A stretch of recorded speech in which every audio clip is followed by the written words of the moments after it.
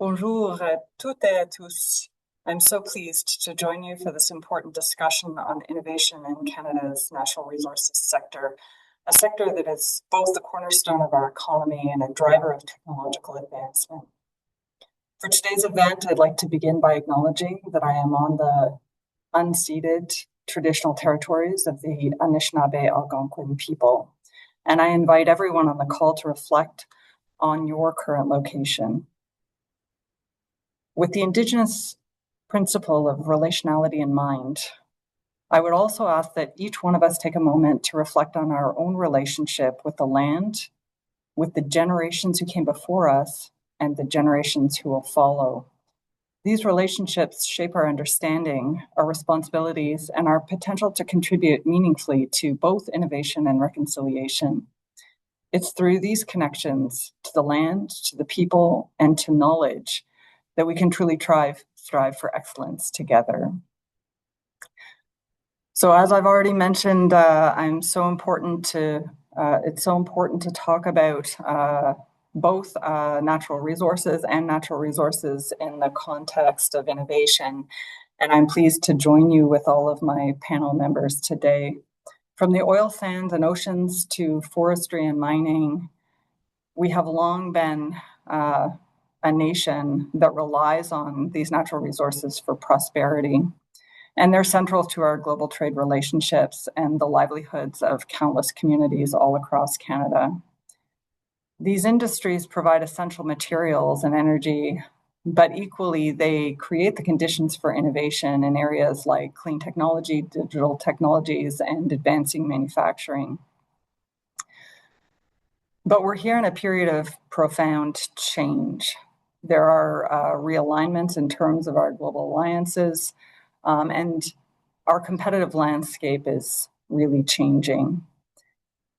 So these really create the drivers for change, but with change, opportunity and challenge. And our natural resources sectors are really up for that challenge.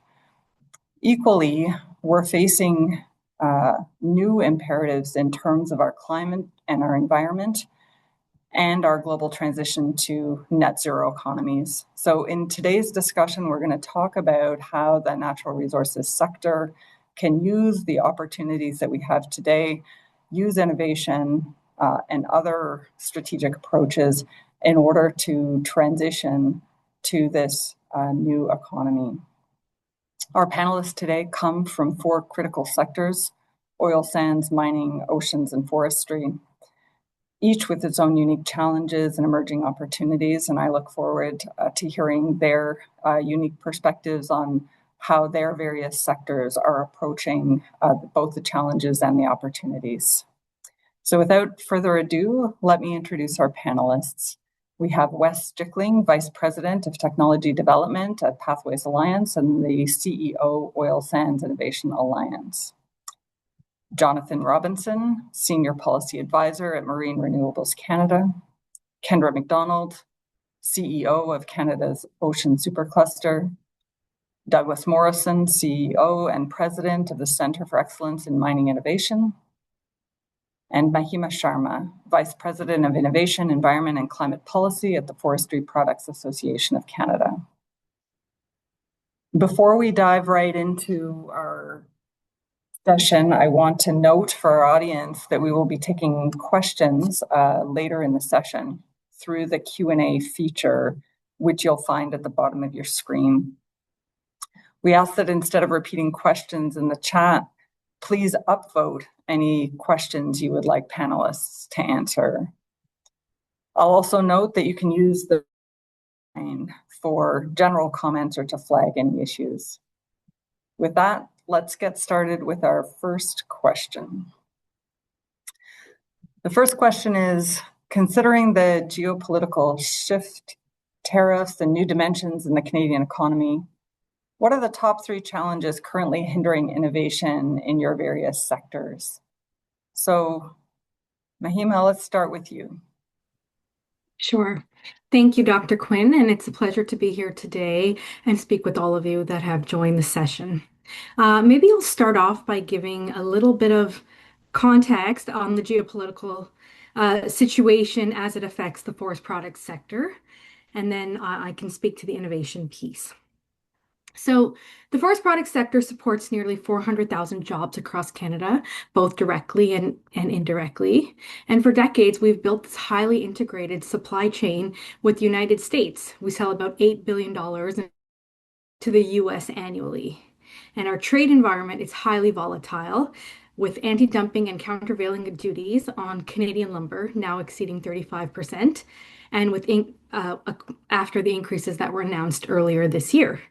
And with the recent September 30th announcement of Section 232 National Security Investigation Study results from the US, an additional 10% tariff on softwood lumber and lumber products was also announced. And this is subject to change in the future, and this creates a great deal of additional uncertainty. So this also has brought in companies that were previously exempt from the countervailing and anti-dumping duties into the mix of affected operations. So when we think about innovation in the sector, we have this massive disruptive change that's happening within the sector geopolitically. I wouldn't necessarily say challenges on innovation specifically. I think it's really about the mindset and the circumstances that each company is facing, and that will affect how innovation will proceed in the sector in Canada at this point in time. So, for example, there are some companies that are more invested in the trade relationship with the US, and they're really hoping to wait out this geopolitical shift, perhaps under a new US president. And on the other hand, there are companies that have been thinking about making a shift for a long time, and they will do it during this time when we're looking to send more of our product domestically and use more of our product domestically within Canada. And they will do it with the right signals from the federal government. So some examples of this are with BECCS technology, which is bioenergy carbon capture and storage. We've seen a couple of projects that have been publicly announced already. Panelization and modular housing. And I can speak to these a little bit more in detail later on in the session. So as I said, it's really about circumstance, how reliant each company is upon the trade with the US and the mindset within the.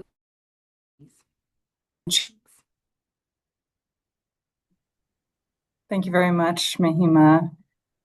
Kendra, over to you to tell us a little bit about the challenges or perhaps the opportunities in the ocean sector. Yeah, absolutely. Thanks so much. And it's definitely a pleasure to be here. So I think on the ocean front, so Canada's Ocean Supercluster is one of the 5 global innovation clusters. And so our job is really to try to grow the ocean economy for Canada. And, the ocean, I guess a couple of comments, one on tariffs. Not only is our fishery sector seeing tariffs in the US, but actually China has added tariffs that are significant on our fisheries products. So that hasn't gotten maybe as much attention, but it is significantly impacting both on our coasts because it is a big export market.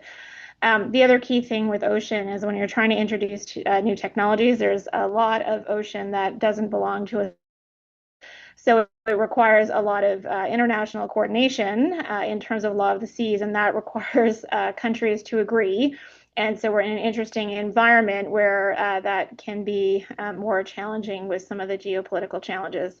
So I think, for us, maybe 3 key areas. One is awareness. I think there is just a general lack of understanding of the opportunities that exist in the ocean economy. I heard this is conference season, so I've been at several of them, and a couple of things that have stuck with me. One is we are storytellers.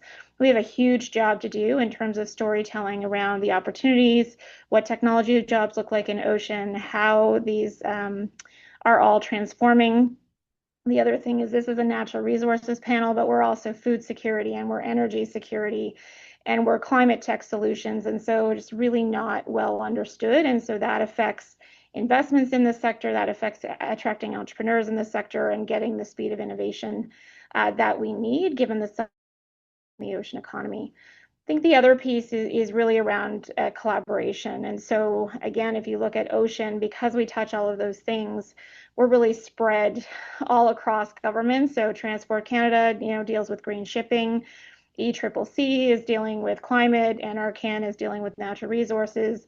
And so we don't actually have a place Department of Fisheries is another one. We don't have a place that brings all that together. So one of the things that we recommended is some kind of Office of the Blue Economy, or secretariat that really looks at holistically, because when it comes to technology, while the flavors look different in these sectors, the opportunities to bring those technologies to the sectors is much broader and could be done in a coordinated fashion.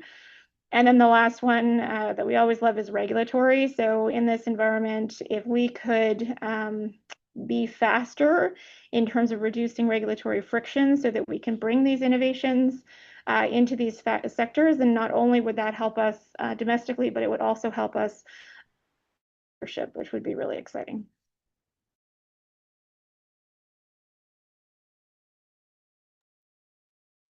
Thank you very much, Kendra. Doug, over to you to give us a few insights from the mining sector.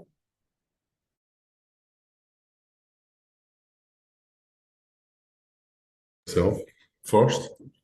So yeah, from the mining industry point of view, things have changed a lot in the last little while. We're now beginning to recognize the scale of demand that the industry is going to have to bear, not just in Canada, but globally, in order to meet the needs of the electrification of the global economy. This is not a trivial change. This is a massively disruptive change in the consumption of metals. And that means a massively disruptive change in the production of metals and minerals that we need to make that transition possible. And the mining industry is still using, for the most part, technology platforms for production of metals and for waste management that are roughly 40 plus years old. And no other sector of the economy is using technologies that have changed so little in such a long, long time. And so the challenge for the industry is how quickly can it begin to adapt to the demand for those metals, and how quickly can it begin to adopt new technologies that will make it possible for the industry to meet that demand. And those are the challenges. It's both a challenge and an opportunity. We in Canada have a particularly strong innovation base, and so we're fortunate in that regard. But also, our mining companies tend to be relatively slow at adopting new technologies. And one of our roles as an organization is to help the medium-sized enterprises who do the innovation. And in every sector of the economy, the SMEs do most of the innovation in the sector. And we want to help those companies find markets in many other countries. So we started the internationalization of our business away from just a global Canadian national focus towards a global focus because of the demand for innovation in many other countries in the world. So we're well positioned to take advantage of this. The question is really, how long will it take us to do this? To adopt new innovations, to create new innovations, and to produce more materials from the existing mines and to open new mines. Those are the challenges that the industry faces. And it's not a small challenge. Agreed. The challenges are big. The opportunities are also big. Maybe now, Wes and Jonathan, to see if you want to jump in from the perspective of your respective sectors. So maybe I'll start with you, Wes. Sure. Any comments here in terms of the big challenges or big opportunities? Well, I think just I guess at the highest level, just talk about geopolitical disruption and national security, not just for Canada, but for a lot of well, all countries. It is access to oil is, I think, for most countries of the world, a really key part of their national security. Without access to oil, and I'm including in that, the physical access of an ability to import oil or produce it, or, price spikes that make it much more difficult and in some cases devastating to buy it. It's really a disruptive and an destabilizing potentially destabilizing factor in national security for a lot of countries. So it is important. It is a key part of global security and geopolitical stability. Canada's role in that, we're the world's third biggest reserve of oil, and 97% of that is in Alberta, in the oil sands, Canada's oil sands. And we're the fourth biggest producer of that oil. And I think that in times of instability or disruption or uncertainty geopolitically, you look at the kinds of things that disrupt countries' access to oil. It's price, it's volatility, it's conflict. It's sanctions on a major oil producer like Russia that caused a spike in prices. Middle Eastern conflict or tensions have price impacts and access impacts. You look at, which of the world's top producers of oil are stable politically, socially, have very stringent environmental regulations, respect human rights, rule of law, all of these things. And I think that there's a key role to play. I'll have more to say. And I think, on the innovation side of things, just to kind of relate it back to the theme of the panel, Shannon, is the innovation. And I'll speak more to that and not get, not take up literally all of our time talking. Thanks. All right, and Jonathan, maybe you can wrap us up on question one from your perspective. Yeah, I'll start maybe on a positive note, because in the long term, the geopolitical shifts for the renewable sector have been positive. And, as Doug says, it's the challenge of electrifying the economy. And that has more and more fallen to renewable energy to fulfill that demand, whether it's in Europe or China. We're seeing soaring adoption of renewables, including marine renewables, such as offshore wind in particular. And under Biden, we saw that with industrial policy in the States. I'll get to the more recent changes in a moment. And of course, now with the EU and their industrial policy and their firm targets for renewable adoption. So the challenge for Canada in that space is actually competing for our slice of that investment pie. Now, shorter term, of course, there have been serious shocks to the system. Our industry is, of course, vulnerable to the supply chain disruptions and costs of tariffs. More importantly, there's been a bit of a confidence hit with massive offshore renewable projects that were in the middle of construction being shut down by the administration in Washington. And we've seen some challenges too related to cost and related to the sort of just basic business deals with contracts and that, where there have been some issues with failed bids in the EU that have sort of shaken investor confidence a little. So investors really need to see like a clear path to market, a clear path to offtake, and a clear way for those investments to pay off, to invest in any country after seeing those issues. So Canada's competing in that space to attract this massive investment to, particularly right now, our offshore wind potential in Atlantic Canada. And I'll talk a bit more about the challenges and opportunities to deal with that as we move through the questions.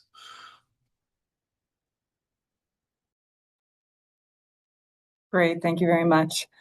So with that, then we'll dive a little deeper into the theme of this panel session around innovation. And question two is, how should both industry and government respond to the opportunities and the challenges that are being created in today's global reality? And how do we enable long-term innovation and competitiveness in your various natural resources sectors? So Wes, over to you to dive a little deeper into this aspect. Sure, thank you. I think in the oil sands, I think we're talking about in the context of geo disruption. I think from our perspective, industry will keep doing its thing. We'll keep innovating, and I'm talking about its thing, my thing, or my part of or the part of the industry that I work in is around the innovation, the technology development, the fundamental science, and the sharing of knowledge between operators, oil sands operators. And that really is focused on the environmental performance or the sustainability of oil produced in the oil sands. And so that needs to continue, and it is continuing. And I know this isn't an infomercial for COSIA, the organization that I'm a part of, but we need to continue doing what we've been doing for a couple of years, pooling our knowledge, we're facilitating the subject matter experts and the scientists and engineers from Canada's oil sands companies to get together to identify the problems, find solutions, try new technologies, do fundamental research, and continue, um, that I think a pretty steady improvement in sustainability over the years. So use less energy to produce our product, use less steam, better protect and restore the biodiversity in the ecosystems that inevitably get disrupted with natural resource production. Better protect species at risk in their habitat, and so on. And so that work's been going on for a long time. So we need to continue that, and we are. And despite the ups and downs of price and global politics and Canadian politics, that's just got to be a steady drumbeat, and it is.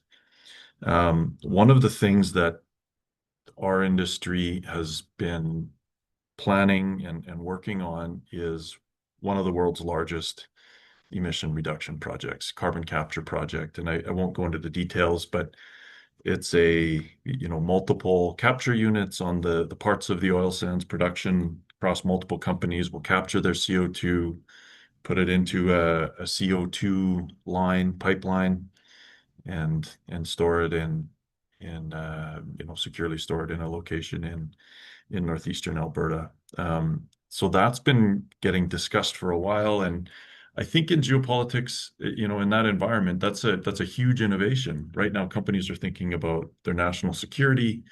And in Canada, okay, we do think about national security, but we also think about innovating one of the world's largest, um, emission reduction projects. To get that innovation occur, to kind of keep the companies getting together to invest, what would be tens of billions in that kind of a project, it's certainty, policy, regulatory certainty. And that's a kind of a cliche that everybody kind of throws around in every industry. We need regulatory certainty. Well, what does that mean? Like exactly. Um, on a project like that, it's not the innovation policy that needs certainty. It's the certainty in the policy and the regulations around producing natural resources in Canada. And right now, in the oil sands, and for some time, there's a lot of policy uncertainty or policies that make that kind of project um, challenging because the folks and the companies and the investors and the banks who will have to finance a multi-billion-dollar project will need the kind of certainty that that project will get built, that it can operate, and the economics would be what they are, can be predictable. And right now, there's a number of federal policies and provincial ones, but mostly federal ones that make it very, very challenging to do that. So I think that it's, the point I'll make and where I'll stop is, if we're talking about, you know, transformational technological change in producing natural resources, that's in the tens and hundreds of billions of dollars. Those are massive projects. And the government regulations around those projects, about what they will look like, how will they be regulated once those big dollars are spent and deployed. It has to be predictable, it has to be clear, it has to be certain. I can't say that that's the case in the oil sands. Thank you very much, Wes. And I think while we're hearing that each one of our sectors has its own unique challenges and opportunities, I think we're going to see a lot of commonality across them as well. Maybe with that, Doug, over to you to talk a little bit about how you see innovation contributing to competitiveness and the changes that you want to see in the mining sector.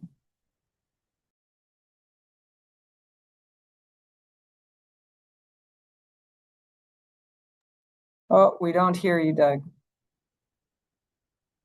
Put my mic on again. So yes, the kind of mining that we do in the minerals and metals sector is significantly different from the oil and gas because of the nature, the physical nature of the materials that we produce and that we have to move around. So are moving thousands of tons a day. Small gold mines may only be producing 2,000 tons a day. Base metal mines will be 5,000 to 10,000 tons a day. And the very large low-grade copper caving mines will be producing more than 50,000 tons a day. So this is a business that is fundamentally about moving material. And the challenges there are gravity and friction. And those are the things that we have to overcome. And we overcome those with technologies. But we've relied very much on the same kind of technology for the last 40 years. And it's not the most efficient. It was the most efficient at the time when we made the last transition in the mid-80s. And we've really made very few changes since then. And we've also made very few changes in the way we manage our mine waste. And the result is that for the last 25 to 30 years, the cost of production has been increasing inexorably over that period. And we've made almost no impact in reducing the liabilities that we create with the waste that our industry naturally produces. And so both of those are the challenges that we're confronted with now. And unfortunately, or perhaps fortunately, we're confronted with those even more because of the demand. And society is beginning to recognize in a way that it didn't always recognize just how important these metals and minerals are to the global industrial complex and to our everyday lives. Yes, we talk a great deal about critical minerals that are consumed in our telephones and our technology, but they're consumed in minute amounts in those devices. And the bigger problem is how do we actually produce enough copper, nickel, zinc, and the other base metals that will make this transition possible? Those type operations on that scale produce thousands of jobs. And the critical minerals, although they're extremely valuable and extremely important and critical in very important pieces of technology, they'll mostly be relatively small and produce a few jobs, a few hundred jobs perhaps, but not in the thousands or even tens of thousands that the bigger base commodities produce. So we have to trade those things off in terms of the kinds of changes that we make. But we also are confronted with the conditions that we have in most of our mining operations, which are not attractive to young people. And as an industry, we are not attracting many young people, enough young people to join the industry. They view it as old-fashioned. Until very recently, it was a common phrase to hear young people say, mining, does anybody do that anymore? Do we need mines for anything? Yes, you do. You need mines for almost everything. And so there's a growing recognition that these are important, but we also need to transform the industry in a way that becomes much more attractive to join. The average age in our industries, most of our mining operations, is well above 50. And we have to do a far better job of attracting young people to do what we do. That's actually should not be too difficult for us because other sectors have already made the kinds of changes that our industry has to have. Most of the car companies already have the software to have autonomous vehicles. We don't need to reinvent all the software that we need to make that happen. we can actually draw it in from other sectors of the economy that have been more progressive than our industry has been. So we don't have to do all of this work on our own, but we do have to engage with the other sectors that are more have been more progressive and more innovative than we have been so far. And that will accelerate the changes that we have to make. And we have to make these changes much, much more quickly than we have ever had to do before. Most metal and mineral commodities have been fluctuating market-wise by plus or minus 2.5% per year. Very small changes, relatively small changes in the market. Now you can see the projections that we see from Bloomberg and others of twice as much copper, 3 times as much copper. These are orders of magnitude greater than the industry can currently produce. And it's extremely difficult to see how we can meet those targets using the technology platforms that we have at the present time. Those are the challenges we have. It's actually a very exciting time to be in the mining industry. I'm only sorry that I'm close to the end of my career at the time when this is all happening. Nevertheless, it's an exhilarating time for us to be involved in this, and it's an exhilarating time for Canada to be engaged in this kind of innovation, because we actually do have a large amount of innovation to offer. And in our organization, we're now beginning to attract more research and development organizations from mining hubs in other jurisdictions around the world to participate with us in exchanging ideas and technologies on how to make the global industry much more effective than it has been. We will get there. It's only a question of how quickly can we do that, and how many barriers do we have on the tariff side of things. We see changes taking place in the way that China releases or does not release minerals into the industrial economy, and we see the tariff situations that we have to confront in the US and elsewhere. And so these are the financial challenges that we face. But within Canada, we are actually in a very, very strong position, and we should begin to capitalize on that. And so that's where this part of the raw materials industry sits. Thank you very much, Doug. And now I'll turn to Mahima, Kendra, Jonathan, see whether there's anything that you want to contribute on this question of what the industry and government can do to respond to the long-term innovation and competitiveness imperatives in your various sectors. So maybe Mahima, I'll start with you. Sure. Thank you. Yeah. So, I spoke already to the geopolitical challenges that we're facing, but as we think about competitiveness of the sector, one of the other major challenges that the forest product sector is facing is around wildfires. And we've all experienced it, I'm sure, based on where we live, because we're seeing these fires get progressively worse year over year. So over the past 3 decades, we've seen Canada from a large net carbon sink to a source. In 2018, the GHG emissions from Canada's forest reached almost 250 megatons just from that wildfire season alone. So as we think about what the role government can play, it's really to help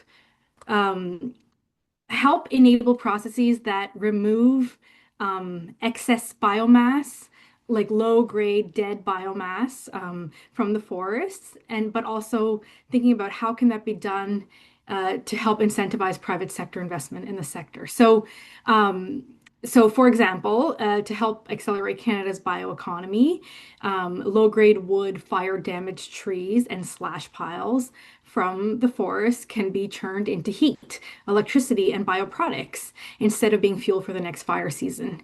And so by accelerating the tax credits that in the last government, but that are still there, so the clean technology manufacturing tax credit and the electricity tax credit, having biomass be included in those tax credits would offer a huge opportunity for the sector, also help reduce the risk of wildfires and the intensity of these wildfires. But not only that, but also support rural and northern jobs and cut forest fire GHG emissions all at the same time. Thank you very much. Kendra? Yeah, I mean, I concur with a lot of what's already been said. Another comment I've heard over the last couple of weeks is we have a culture problem, not a technology problem. So there's a lot more technology out there that could be adopted if we could deal with some of the cultural challenges that we're facing. I think as industry, one of the things that we really believe in is how do we get alignment across multiple organizations and like where are those partnerships? Because what we find is if ocean is already not well understood, and then you have 10 organizations with the word ocean in them that all go to government with asking for separate things, then the message gets completely lost. And so that's one of the reasons we did work on what we call Ambition 2035, which is sort of this common vision for what the ocean economy can be for Canada. And then everyone can talk about how they fit within it, but the starting song sheet is the same. So I think there's lots of noise and there's lots of requests, and the more that we can get multiple organizations, it makes it easier for government to be able to align. And then I think the other piece is sustained investment in innovation. So this sounds very self-serving as an innovation program, but we like our 3 to 5 year programs. And so by the time you get them running, right, and by the time they are then trying to look for new funding, it also mismatches with how large industry invests, right, because they have sort of similar time horizons. And so if we really are serious, and you can see in other countries that sort of the sustained, continuous, more predictable can lead to innovation outcomes than we have been achieving in Canada. Thanks very much. Jonathan? Yeah, I wonder if we're guilty under marine instead of ocean. I mean, being part of that. No, so with what we deal with, so we deal with offshore wind, tidal, and wave and river current energy. So there's very different scales. So for this question, I'll stick to offshore wind, which is deployed in various countries at large scales. And then we'll talk about tidal and wave regarding research and development funding. But for offshore wind, so the key need right now is transmission capacity and a clear path to market. So who's going to buy the electrons and how are they going to get there? I mentioned how we're competing with the European Union for investment. Have regular auctions for electricity supply with fully integrated transmission, fully integrated grids, and usually stable, predictable prices for electricity producers. This can be offered in a variety of ways. One common way is to use contracts for difference to just say, this is the minimum price we will buy your electricity at, no matter what the market does. And that provides stability too. It's not just overpaying, but it also protects consumers when the price goes up. Then consumer prices don't spike either. So zooming in on Wind West, the government in Nova Scotia has had a commitment for some time to license 5 gigawatts of offshore wind by 2030. They've been working through the regulatory approach to that with the federal government, and more recently, they've announced their ambitious goal to make that 60 gigawatts of offshore wind development in Nova Scotia over the coming decades. There still hasn't been a firm buyer identified for that, and there is now a plan to advance transmission infrastructure to Quebec and Ontario, which will potentially open up markets for that electricity. But industry needs to have a firm sense of not just how much electricity will be licensed, but how much will actually be purchased. So just providing that clear signal to industry would be extremely helpful right now. So that's both confirming that the transmission will be built. We are getting a lot of positive signals from the federal government on this. We understand that they know it's more than just approving a project. They have to work to de-risk and unlock private sector investment, and to make the project work between provinces. And then of course finding that market So we need to see that clear signal. And then the last thing, though, in that question, there was a note about what can industry do, and I do think at the same time there is a need to be bold, because nobody's going to wake up in 2040 and regret having too much electricity. We have a situation now where governments are talking about it being time to build, and we're going to need to work with them to make the firm business case to make the details work. But I do think there's a lot of great potential there. Great, thanks very much. And now we're going to move on to our third question, and it's really around how do we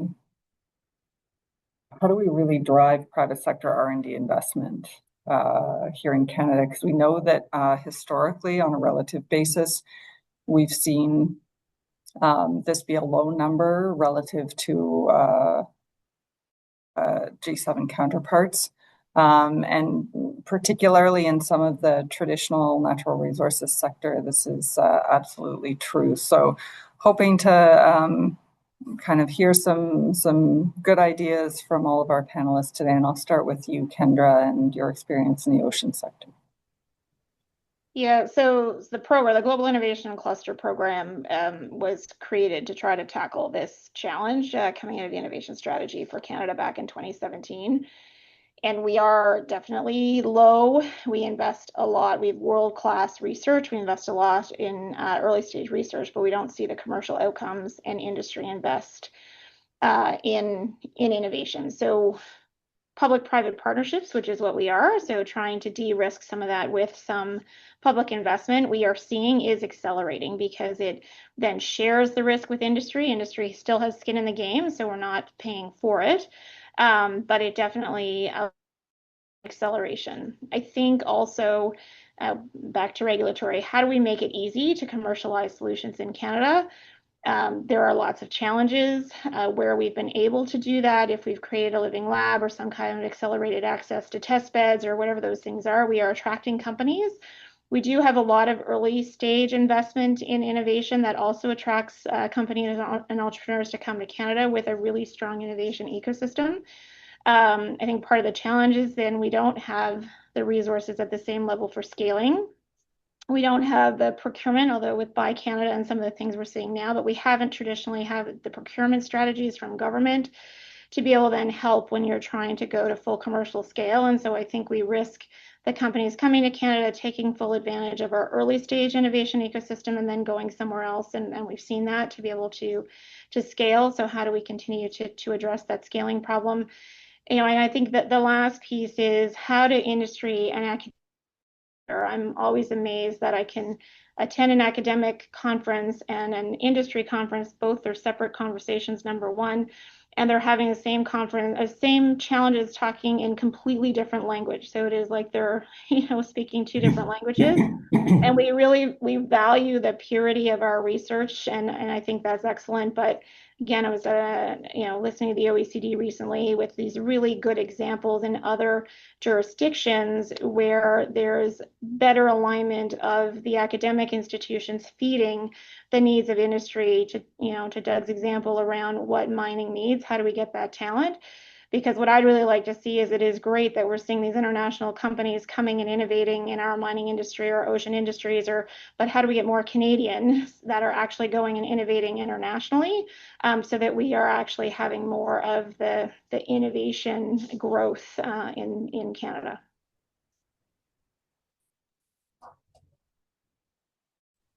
Yeah, thank you for that, Kendra. It's certainly some of those same questions are being asked here at the National Research Council, and kind of looking at the role that we play in terms of bringing together projects that would have industry, academia, government researchers, and policy thought leaders all together in the same project with the same end goal, and so having them work together in that sort of fashion.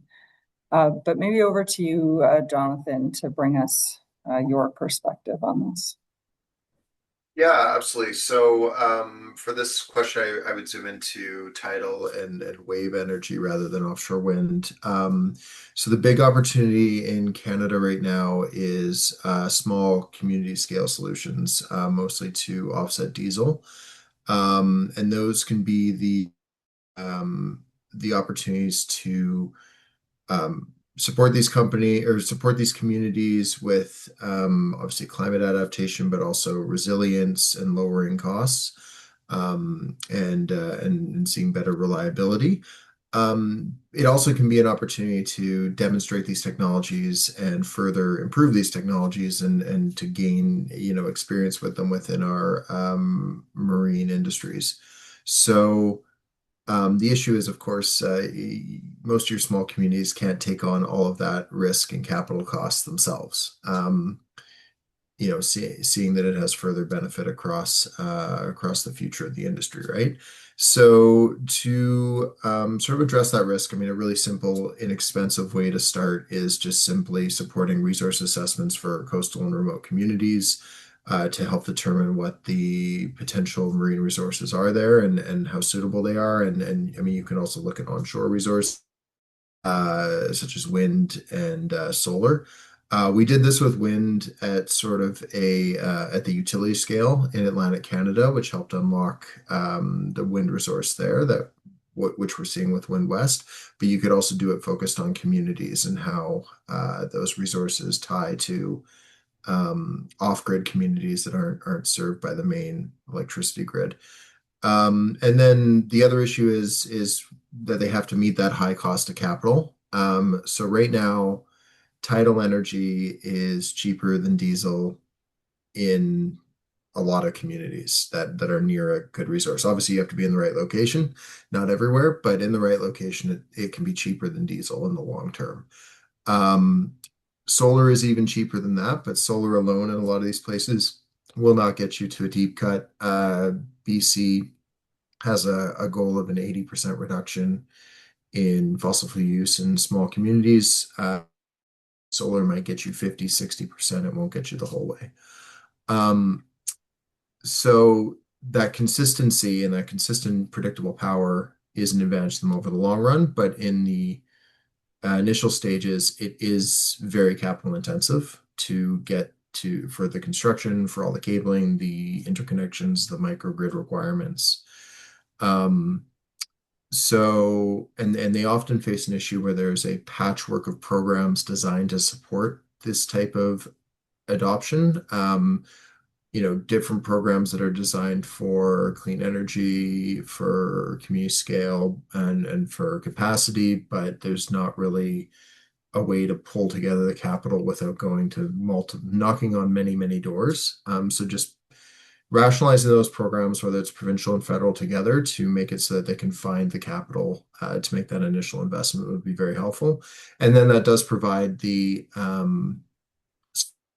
forms to further verify the technologies that we are developing now for survey and monitoring technologies that deal with fish and fish habitat. We're dealing with ones to actually measure what the resource can put out and to actually know how it's going to work in different environments. So yeah, that would be kind of my biggest recommendation is supporting communities with the capital. And then beyond that, just ongoing support for various NRCAM programs that have supported innovation in the sector. And we've included this in our budget submission to look at that. But yeah, that covers it for me. Thanks very much. And now we're going to turn to Wes, Doug, and Mahima to see if they have a few other notes to add on this. So I'll start with you, Wes. Yeah, thanks. Good question. And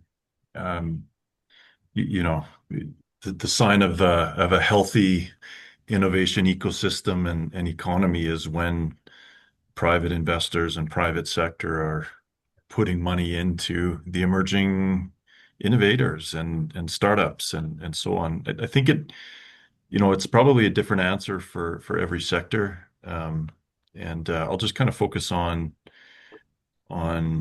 the oil sands and what I guess my experience here has been, I think it's probably a pretty tactical suggestion or share. So it's certainly not intended to be a panacea solution to get, for all the challenges or factors in getting private money flowing. But I feel like here, like in the oil sands, you've got 6 major oil sands producers, some of the biggest in Canada, and they do have teams of scientists and engineers and subject matter experts who are the kinds of people that, a clean tech startup or someone with a new, emission reducing technology or a better way of reclaiming habitat or, one of these kind of innovators.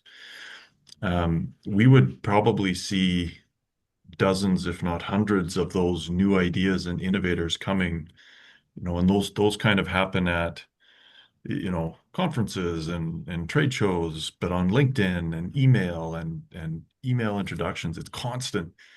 So the real limiting factor is time. Like we can't do the full analysis and techno-economic evaluation and screening and give them the full suite of, to hundreds of innovators every year. Like it's very, very challenging to get at them all. And so what we found, we had a program where essentially it was with PrairieScan, which is the economic development agency out here and a big important partner of ours. We had a program with them where we cost shared in this, and I think what it did was it helped us fund more techno-economic assessments so that we weren't, I say we, but the subject matter experts and the people who are already overworked like the rest of us, we shared in the costs of getting engineering firms and third parties to do a very detailed techno-economic assessment of individual entrepreneurs and innovators that had interesting solutions, but were still very speculative, right? We didn't have really any data or any information or any certainty on how they were going to work. Of course, they all claim, as they should, that their solution is going to be, economically and technically amazing. We need to validate that. We don't have time to do that for hundreds of companies, but if we could share in that, kind of leverage some public and private resources and get more of those happening, of those assessments happening, it takes some of that resource and time burden off the plates of folks who are already strapped. And we've had some success with that, and thanks to PrairieScan for helping us evaluate some pretty early stage companies trying to break into a multi-billion-dollar industry. And again, like I said, it's super tactical, super low level. It was a really small program, but I think pretty practical. And not only are you, getting the innovator a techno-economic assessment by a credible engineering firm tailored to and thinking about, that innovator's solution for the oil sands. My team here, we're connecting them to NRC IRAP reps, and we're connecting them to the provincial Alberta Innovates and into the ecosystem, just to kind of keep getting them the coaching and experience and the hand-holding, we call it, in addition to, some real world data about their applicability to the oil sands. So anyway, I feel like that's one that can help accelerate and bring some of those innovators closer to, a pilot contract with an oil sands company. Yeah, I would say that Micah, we've been pretty successful at connecting to private sector capital. 12 years ago, we made a clear distinction, and it goes back to something that Kendra said about the purity of the science that many scientists and engineers want to work on. Major mining operations cannot adopt the results of a research project into operations. It's simply impossible. So part of our evaluation process for the projects that we fund includes how easily could this technology be integrated into operations. And secondly, how easily could it be accepted in other parts of the the global mining industry. Those are two criteria that we include in our selection process. Now, granted, we focus exclusively at the high TRL end of the spectrum. So we don't do anything less than 6. 6 is really just for software because it can move relatively quickly. And most of our clients are working on things that need to have a physical piece of equipment made or trialed or executed. And that's a slow process. And so we focus entirely at the end of the spectrum where it's 3 to 5 years before you have a commercial outcome. Because we need to be moving that fast in order to meet the demands of the global economy. So we're focused on that, but we 12 years ago recognized the difference between research and development. Research is creating new knowledge. That's why you get an MSc or get a PhD, because you've created some new knowledge. Innovation is about creating a new business. And that necessarily then has to include more business people. And when you move to the very end of the spectrum at commercialization, then that's almost entirely business people. But there's a reluctance of technical people to give up on the technical excellence that they have invented and begin to shift towards the business end of the spectrum. And that's the fundamental issue. The other big issue that we have in Canada in particular is we spend a much, much larger number of dollars on research than we do on innovation or commercialization. And so you get the outcomes that you pay for. If you pay for lots and lots of research, for very much innovation, and you virtually pay nothing for commercialization because you expect industry to do that for themselves, then you get what we have, which is lots and lots of research that dies on the shelf before it can ever become commercially viable. We have to shift the balance of the funding that we do as a country, province by province, and for the federal government, towards the commercial end of the spectrum, because that's where we're going to have impact. It's true for mines, but it's also true for most other industries. They cannot take the results of a research project and implement it into their business enterprise. It's just not possible. So if we want that business piece to happen, and to happen more quickly and on a larger scale, then we have to focus the funding that we offer towards that end of the spectrum. And it's lamentable that we actually spend so little on innovation and commercialization within Canada, but that's the way it has been.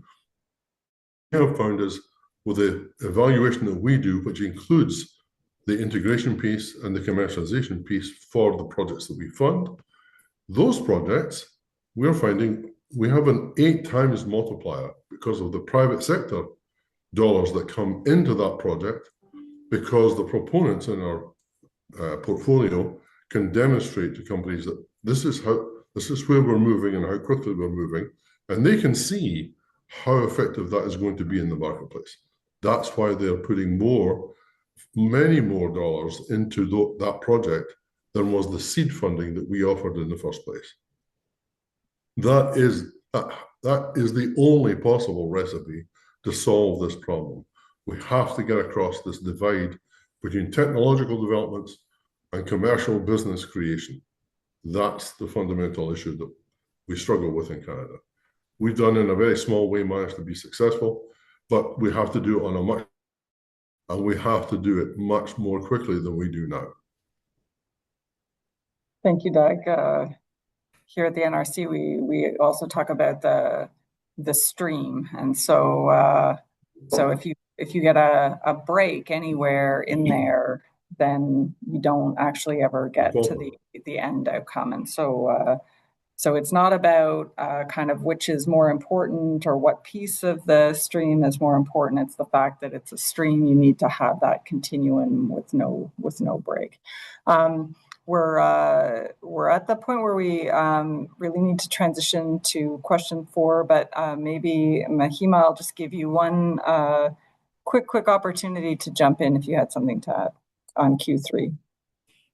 Sure. Yeah, I would just say, keeping it really, really short, the forest product sector is so well placed to provide solutions to our plastic, clean fuels, bioproducts. There's so many opportunities here, and I think right now, given the geopolitical challenges that we're dealing with, given the wildfire situation that we're dealing with, which I already spoke to, the government can also play a role here by kind of stepping out of the way in regards to additional oversight. So Prime Minister Carney's mandate calls for a government approach that boosts trade productivity and removes trade barriers, but it also attracts private investment. So there's an opportunity here for industry, government, both provincial and federal, to all work together to develop smarter regulation. And so I'll just leave it at that to keep it short. Thank you very much. And we're going to be coming right back to you for Q4 in a minute here. So the last here before we open it up to the general Q&A is really kind of shifting the focus of the discussion on the advantages that we have in Canada and how we really exploit those in order to find success in this shifting global landscape. We've sort of covered this indirectly in some of the other questions, but I think here we'll hear much more clearly how we take what is a Canadian advantage in some respect and how we really leverage that in order to see our various sectors thrive. So over to you to start us off, Mahima. Great. Yeah, so during this time, I think there are a couple of areas where the forest product sector can play a key role. For example, supporting the affordable housing challenge that Canada is currently facing. That one is, I would say, probably our biggest opportunity right now. Affordable housing is out of reach for millions in this country, and supply of homes is far lagging behind demand. So if we consider modern methods of construction, which includes mass timber, modular systems, and panelization, this offers several advantages, including cutting building times by up to 50%, reducing GHG emissions by anywhere between 30 to 60% by building with wood, and lowering long-term operating costs. There are also other opportunities we could explore, ones which create markets for low-grade wood, and I talked about the importance of that to help reduce the wildfire situation. So, for example, and this is all done via innovative climate smart forestry practices, I should say. So this would include thinnings and residual biomass. So one example would be to feed a district energy heating system at a national defense base. So that would be a district biomass heating, and this would provide a renewable energy source for heating multiple buildings within that base. This kind of opportunity would need to be done concurrently with bioenergy carbon capture storage technology, along with enhanced forest operations that do generate large volumes of wood fiber that are unsuitable for the higher value lumber production.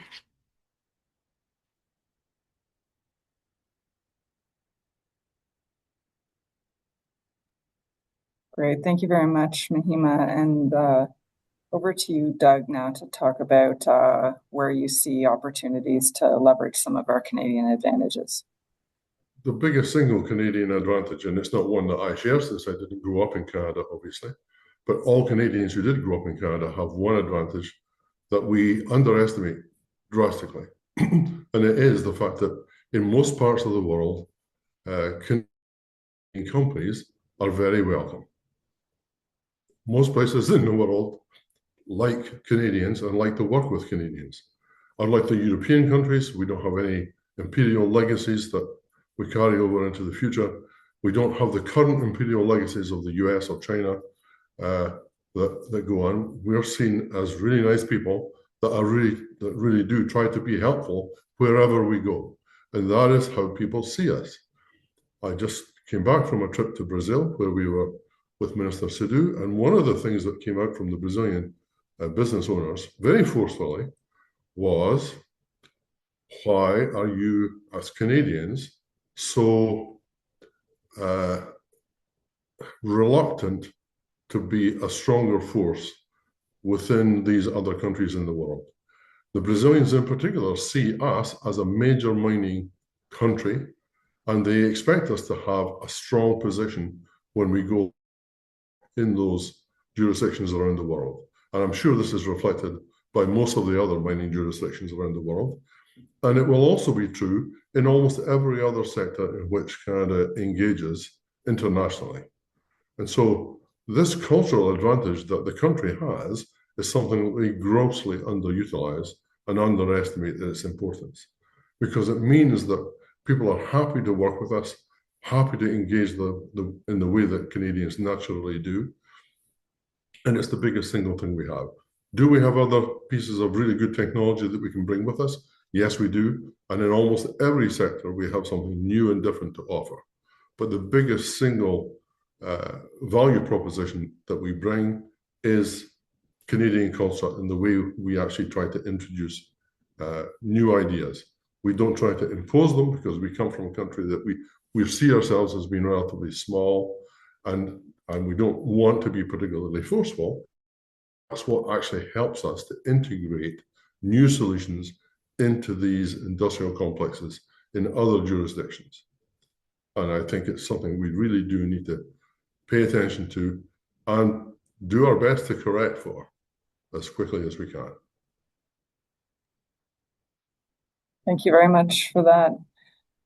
So now I'll turn it over to see whether Jonathan, Wes, and Kendra want to add anything. Jonathan, over to you. Sure, yeah. So, one big potential advantage we're seeing is Indigenous partnerships and going beyond consultation, but to equity partnerships in energy projects. We're seeing that at certainly a large scale. But going back to what I was saying about the community scale, most of these rural and remote communities that are off grid, of course, are Indigenous communities, and they're looking to adopt new energy systems to improve affordability, resilience.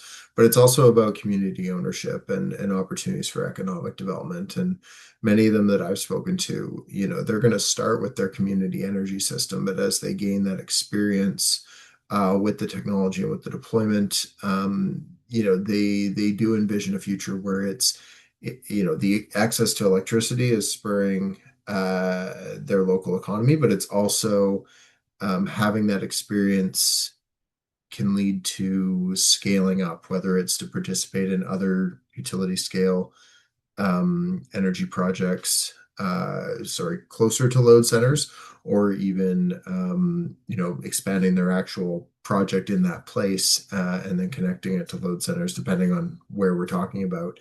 So that small scale development can lead to broader, larger economic opportunities in the future. Thank you, Wes. I'll defer to Kendra. I know Kendra's got to jump off here fairly soon, so go ahead. Sure, thank you. Maybe just I'll pull on a couple of threads. I think Doug's comment around Canada's international reputation is absolutely huge. I think we don't lean into it the way that we can and should.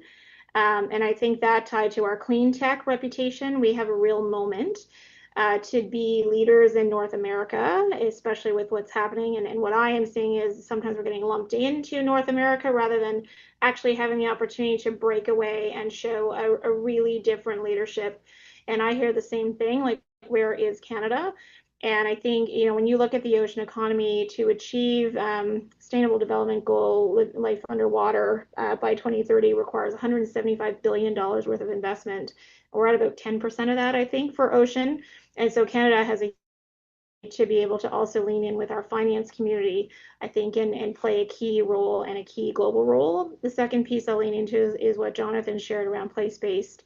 And so I think we have natural resources supports community. It supports community, in an ocean. It supports community all along the coast. We have hundreds of coastal communities, many of them that are Indigenous. And so the more that we can grow our natural resource sector, the more that ties directly to growth of community. And so we actually are in the process of an Indigenous coastal challenge, which is around supporting development of solutions in community. I think we need to think about entrepreneurship differently. We need to think about speed and trust differently when it comes to developing community-based solutions. But I think Canada can demonstrate real leadership with place-based community development, certainly in the natural resource sector. So I think those are two that we really can amplify globally. Great, thank you. Back to you, Wes, to close out this portion of our program. Sure. I mean, really quickly, just kind of looking at the question again, what advantages should Canada exploit in this sector despite the changing global landscape? And I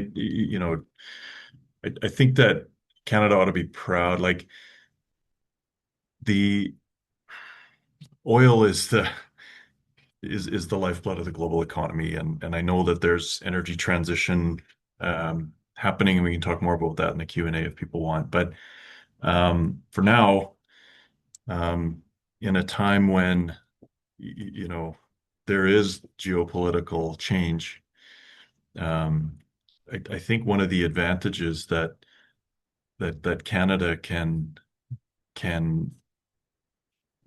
exploit is the fact that we are the sustainable producer we're the fourth biggest producer in the world of this coal commodity, hydrocarbons, and we're producing it probably the most sustainably of anywhere, right? And again, I'll go back to the regulatory, the safety, the democracy, the human rights, all of that, and it's being done in a very sustainable way.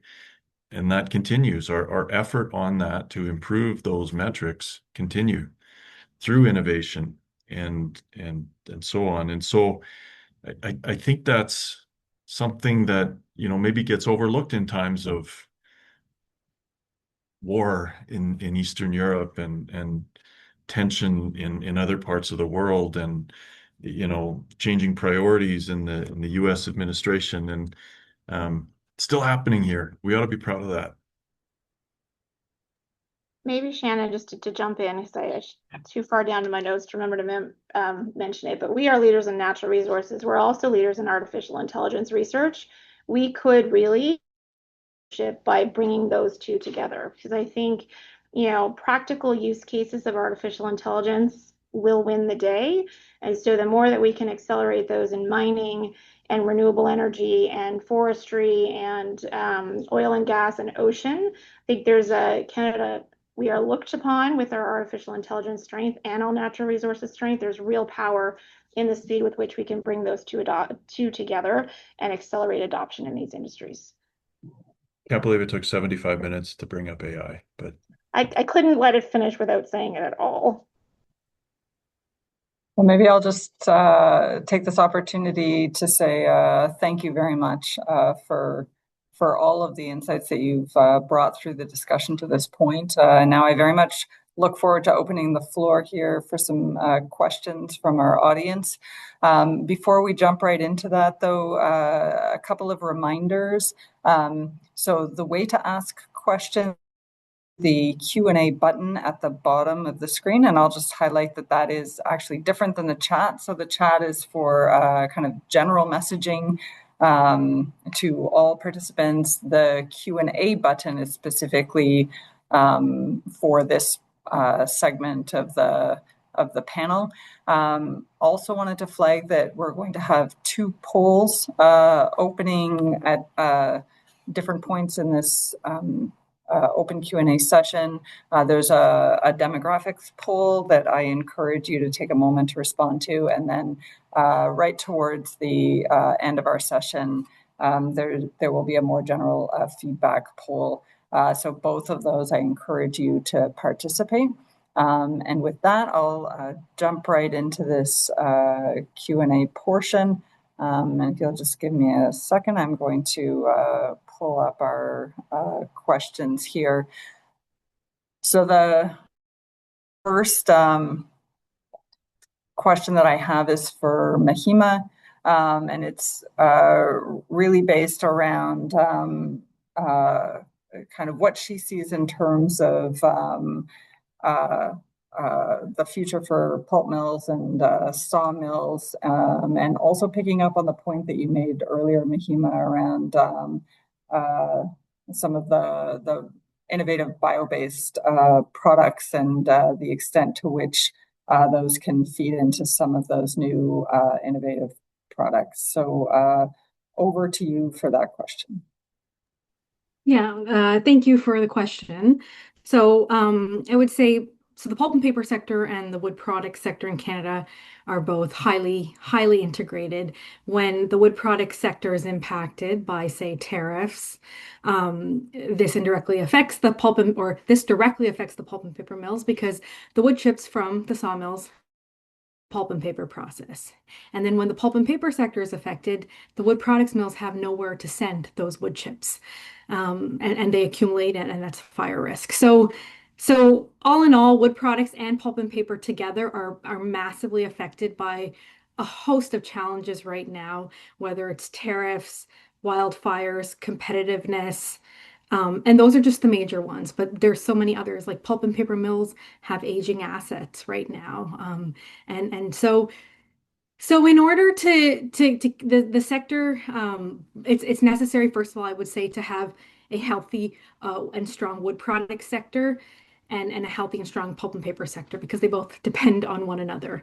And this will also create the opportunities to grow a Canadian bioeconomy. So I think that there is that we still have a strong and bright opportunity for the sector here in Canada, but this is really going to involve support and actions from the industry, from the federal government, from the provincial government, working with Indigenous communities as well within our forests to help the sector continue to thrive, whether that is by reducing or by creating smarter regulation, by reducing fire risk, and by growing opportunities for low-grade wood, and really capitalizing on the big opportunities that wood has to play right now in Canada on some of our largest challenges.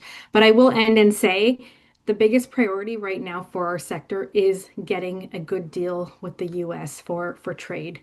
That continues to be our priority because we are so heavily dependent on the US right now for trade. And it's while we can look to grow other markets,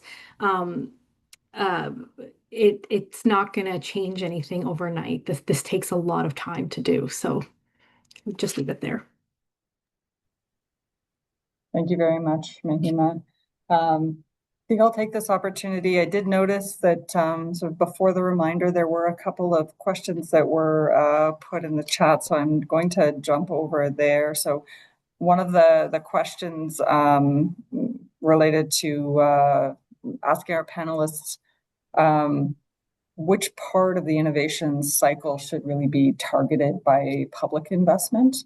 And so we touched a little bit on that in some of the earlier discussion, but just wanting to see if one of our panel members wants to jump in here on kind of this idea of potentially targeting a certain part of the innovation cycle with public investment. Yeah, maybe I'll jump in because then I'm going to jump off. I mean, I think we need to continue to invest in early stage because we have strength, and I think scaling is where we're really trying to focus. And I think it's scaling not just pure public investment, but what we are trying to do with procurement, so that you're actually able to say, we have a Canadian. We work with the Canadian government. We have Canadian customers. So many of our companies can't get traction in Canada and they have to go elsewhere. And so then once they've gone elsewhere, it's very hard to, unless they're deeply tied to Canada, to get them back. And so I think that the investment in being able to scale, we need these solutions to be able to scale and scale quickly. And to Doug's point, Ocean's same, like we got hardware, so people understand software and they want to pour money on and get to growth really, really quickly. But these are hardware solutions. They take longer. They take longer to be able to test and pilot. And so they fall into this valley of death, particularly with these slower moving but incredibly important solutions in natural resources. So with that, I apologize for leaving a couple minutes early, but hopefully that was. Thank you very much, Kendra. Okay, so I'm jumping back to our list of Q's and A's here, and this one was specifically addressed to Doug, but I think it actually is maybe relevant to a number of our panelists. So Doug, I'll ask you to jump in first, but then other people can also have an opportunity. And it's this idea of partnership engagement with other countries as we try to spur innovation, and how does Canadian industry kind of advance innovation in alliance with other countries? So Doug?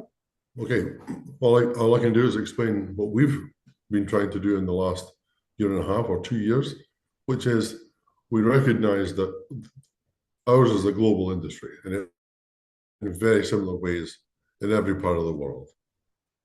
If we have new innovations to bring, what we've actually seen, especially in something which is where semi-mica is based, the most successful innovative companies that we've seen in mining have actually built their businesses in other countries like Chile, for example, or South Africa, or Indonesia, rather than building them here at home. We've actually had cases where they've built very strong companies headquartered in Sudbury with zero sales in Sudbury because of the slow adoption of our mining companies in Canada. Once they get established in other markets, then Canadian companies begin to say, well, maybe we should give this a try as well. So we're not, as an industry here at home, very amenable to new ideas and taking hold.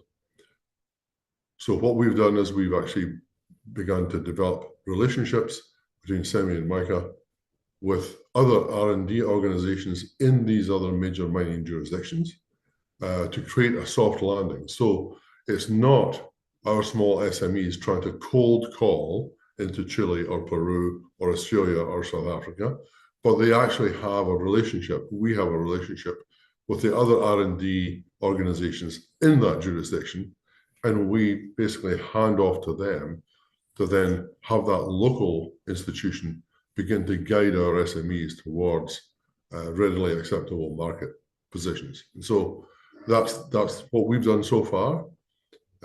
It's improving, and it's improving quite well, but it's only something we've only started to do in the last 2 years. But I do think whether it's this mechanism or other mechanisms that you use in other countries of the world, that's where we have to go. And I see it equally applicable in marine and ocean technologies as well as forestry. I mean, large parts of Brazil, for example, have a very, very vibrant forestry industry. And we can easily take some of the technologies we've developed here at home and integrate those into those markets in other places. Some of the other things that we've discovered in just the last 2 years in working on things like our waste management programs and how to improve the way the industry uses its waste is actually once you actually produce a cleaner product, you can actually find other minerals in what we've previously called waste. And those are actually minerals and metals that other industries need to improve their businesses. And so by changing the way the nature of our mining business, we're actually creating new business opportunities, and that's called circularity in the modern phrase. But really, it's just maximizing the revenue from everything that you produce. And the forestry industry has done tremendously well at moving away from being the producers of wood, but to being the producers also of a multiplicity of products that can be made from trees. And so that's really, we're a long way behind where forestry is, a long way behind where agriculture is, but it is a very viable route to take to expand the nature of your business and expand your relationships around the world with people who have the same needs as we do. Thank you very much. I'm not seeing anyone else kind of jumping in on that one. Maybe I'll go to the next question that's talking about this idea of innovation and kind of, is it innovation if you can't buy the product on the open market? And just seeing whether anyone wants to jump in on that, including our colleagues at CSPC. Yes, I'll jump in, because what we do see, given the weakness of our innovation and commercialization end of the spectrum, our researchers and developers produce really, really good ideas. And we know that because when we as a country fail to promote those new ideas into commercial enterprises, they get bought by other companies in other countries. And that is the biggest single loss that Canada actually experiences, because we've invested in the education system, we've invested in the research process, we've even invested in some of the early development pieces, but we falter when it comes to the final stages of innovation, like a field trial and then commercialization. We falter at that point, and that allows businesses in other countries to take advantage of all the investments that Canada has made, and they then become the dominant producer of product or technology X. It was developed early on in Canada, but it has become a commercially successful enterprise because other people other than Canadians, have seen the value of that development and are now exploiting it for the benefit of their economy. And so we're actually gifting this to the world as it stands by taking the approach that we take. And we have seriously got to think about exactly where do we put our money. Many of us on this panel have talked about the importance of time. And so we focus at the end of the commercial end of the spectrum, because that is the shortest time period to commercial success. Businesses are built on commercial success, not on brilliant technological ideas, but commercial success. And that's where we falter end stage of the process and basically give away really good ideas and really good economic ideas to other countries and other businesses in other places. And we drastically have to change our thinking on how much we invest in the end game rather than early stage research and development. Thank you, Doug. And maybe as we come to the end of our time here, I'll take the opportunity to do just a little bit of a recap on some of the big messages that we heard today. The questions were designed to highlight kind of some of the unique aspects of the different natural resource sectors that we had here today. But I think what came out in the conversation is actually that the commonalities amongst your various sectors, whether it be forestry, oceans, mining, oil sands, or energy more broadly, that you share both a number of the same challenges, but also the same opportunities. And some of the commonalities were in terms of the need to attract some of our top talent, some of our early career talent into your various sectors, because while they may be sectors that have been around since the very beginning of our country, they offer incredible opportunities, incredible technology opportunities.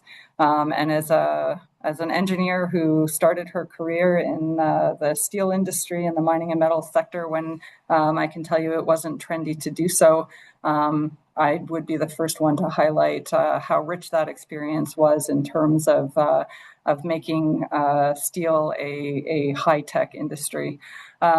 We also heard the importance of community. So community didn't actually feature in any of our questions, but came up multiple times from multiple. And I would agree that that working very closely with our communities and our Indigenous communities, leveraging the knowledge and the knowledge systems that they bring is a real advantage for all of us.